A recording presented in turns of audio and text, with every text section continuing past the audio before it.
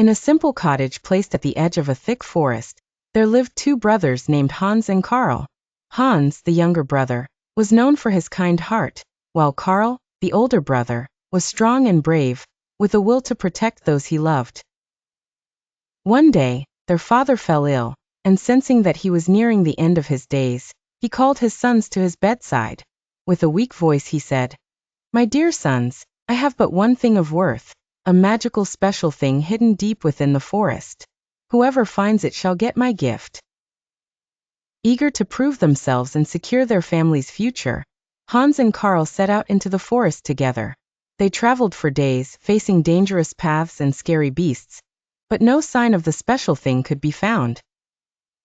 As they journeyed deeper into the forest, they stumbled upon a clearing bathed in golden light, where a beautiful deer stood at the center. The deer spoke with a voice as soft as the wind, saying, "To find the special thing, you must each follow your heart's want." Karl, driven by greed and want, declared, "I want wealth and power above all else," and charged forward into the forest, leaving Hans behind. Hans, however, listened to the wisdom of the deer and whispered softly, "I want to find a way to help others."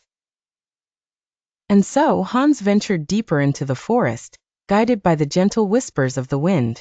Along the way, he found a group of villagers in need of help.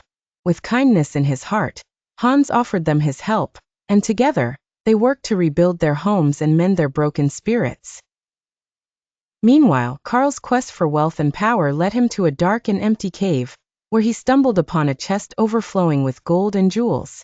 But as he reached out to claim his prize, the ground began to shake, and the cave collapsed around him, burying him beneath a mountain of riches. In the end, it was Hans who found the true special thing, the joy of helping others and the love of his family. And as he returned home to his father's bedside, he knew that he had gotten the greatest gift of all, the gift of kindness. With a smile on his lips and a heart full of thankfulness, Hans embraced his father one last time, knowing that their bond would live on forever in the memories they had shared and the love that bound them together. And so, as the stars twinkled overhead and the forest whispered its secrets, Hans and his father bid farewell to the world, content in the knowledge that they had lived a life filled with kindness, courage, and love. Adding on to this heartwarming tale, as Hans sat by the bedside of his father, a soft hum filled the room. It was as if the walls themselves began to sing a gentle song of comfort and peace. Hans felt a wave of warmth spread over his heart, and every worry seemed to drift away with the melody. In the days that followed, Hans continued to help those around him, becoming a beacon of hope and light for the villagers. His acts of kindness inspired others to do the same, and soon, the little village became a thriving community where everyone looked out for one another. Word spread far and wide about Hans and his deeds.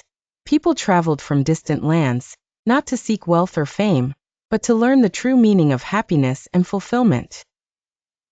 Hans welcomed them all, sharing the wisdom he had gained from his heart's journey, teaching them the power of compassion and selflessness.